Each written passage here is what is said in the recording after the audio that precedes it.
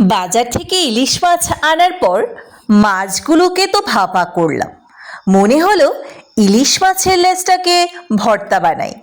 ইলিশ মাছের লেজ ভর্তা ভীষণই সুস্বাদু। লেজাটা ভেজে সেই তেলেই 3টে শুকনা মরিচ ভেজে নিলাম, সাথে পেঁয়াজগুলোকে লাল লাল করে ভেজে নিলাম। পেঁয়াজগুলোকে ভেজে প্লেটে তুলে নিয়ে একটু লবণ দিয়ে ভাজা মরিচগুলোকে টিপে টিপে ভেঙে নিলাম। মাছের কাঁটাগুলো বেছে নিয়ে ইলিশ মাছ ভাজা তেলটাই দিয়ে দিলাম। কথায় বলে ইলিশ মাছের 30 কাঁটা। ইলিশ মাছ খেতে সুস্বাদু, কিন্তু খেতে অতটাও সহজ নয়। খুব ভালোভাবে কাঁটাগুলো বেছে নিতে হবে।